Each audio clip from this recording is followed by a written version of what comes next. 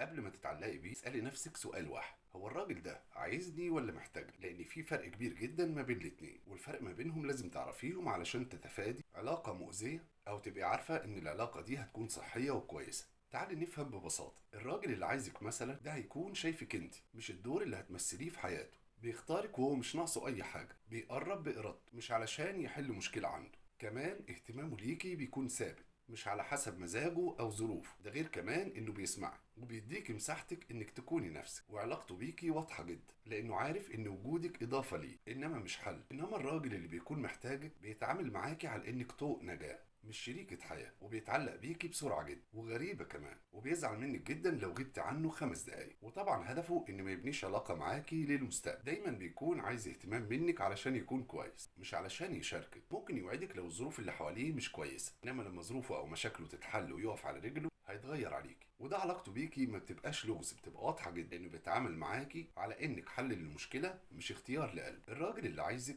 هيبان في هدوءه، في ثباته واحترامه لمشاعرك ولمساحتك. انما اللي محتاجك هتحسي معاه بضغط وتوتر، وان مسؤوليتك الوحيده في العلاقه هو سعادته مش اكتر. المهم انك تسالي نفسك سؤال مهم: هو اختارني ولا عايز وجودي في حياته عشان يعالج نقص جواه؟ ولما تعرفي الفرق ده هتعرفي تختاري بوعي مش بعواطف بس. يعني قلبك وعقلك لازم يشتغلوا مع بعض علشان اختياراتك تكون صح جدا. لان الجواز مش رحله، الجواز مسؤوليه وشراكه ما بين اتنين واعيين وفاهمين يعني ايه قيمه بيت واولاد.